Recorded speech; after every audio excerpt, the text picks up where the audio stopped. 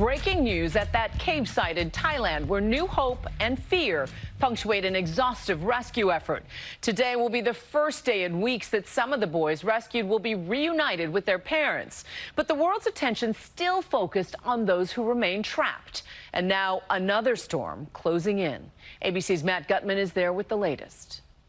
Hey, Juju, we just got word that the third phase of the operation has begun. This is the rescue of the final 4 boys and their coach. 19 divers have gone into the cave, supported by an enormous entourage. They are trying to extract those boys. Hopefully, we will know more in the coming hours. That, as the health minister here in Thailand says, that the 8 boys who've been pulled out already are in good condition. They're in high spirits. 4 of them are eating solid food, but there is concern about 2 of them who've suffered some sort of lung infection. They're getting intravenous medication.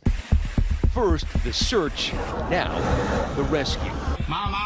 A massive multinational operation to pluck those 12 Thai boys and their coach from the belly of a mountain known as the Sleeping Princess. Okay, many people are coming. Defying odds and monsoon flooding, rescuers freeing 8 of the trapped boys. What began as a playful rite of passage for members of the Wild Boar soccer team 18 days ago has become the trial of their lives, their survival miraculous. After trekking into the Tam Long cave in northern Thailand in a team-building exercise with their coach, the boys found themselves here, marooned by rising waters more than 1.5 miles inside a labyrinth of dipping and rising passages. Those treacherous monsoon rains choking off their exit, making the way out impassable without diving gear. And here's what the rescuers have had to navigate in every foray into the cave. Reduced visibility inside the dark cave and under murky water.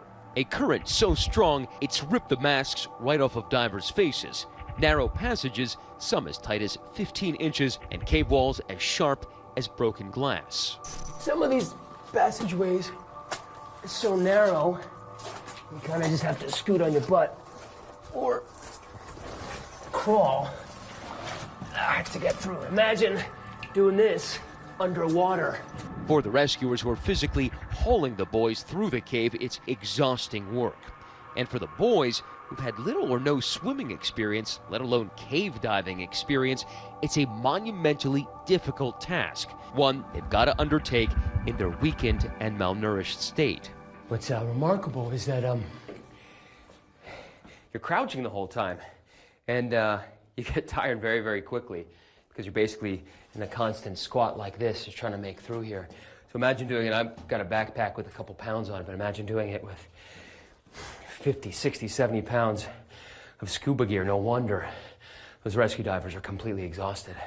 All the while, oxygen levels in the cave have dropped, and at any moment, heavy rains could fill up the already submerged caverns. And you can only imagine the sense here in Thailand that these boys, who everybody thought were trapped and doomed in this nearly impenetrable cave with water filled to the brim all the way to the top, making it nearly impossible for rescuers to find them, that they've actually been rescued, and now this is possible. Preparing for the mission, teams chipping away at the rock, expanding the tunnels, working to remove that dangerous water, hoping this dam will keep it out.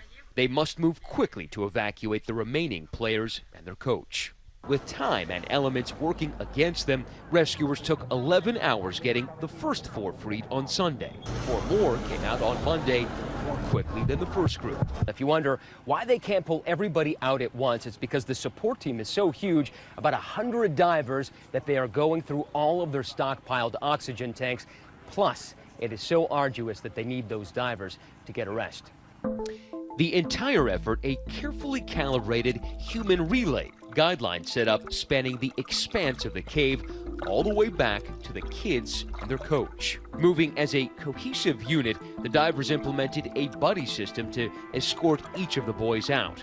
A lead diver tethered to each boy carries their oxygen tank. The rear diver helps navigate them through the twisting maze and tight underwater passages. In the meantime, divers supplying food and medical attention to the rest of the group. The sheer workload would prove the greatest challenge of all. Rescuers setting up oxygen tanks all along the route. At least 90 divers have been involved in the mission. One of them, former Thai Navy SEAL and volunteer Saman Gunan, died from lack of oxygen while setting up tanks along that treacherous path. People can't survive in an ambient environment with low oxygen for very long. Whether that's minutes or hours depends on the person and depends on the percentage of oxygen and how much there is. I don't think anyone was surprised to hear that the oxygen quality and supply in this chamber was deteriorating.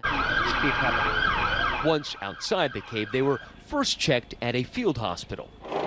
Then, waiting ambulances and helicopters whisked them to a hospital 35 miles away where an entire floor has been set aside to treat them.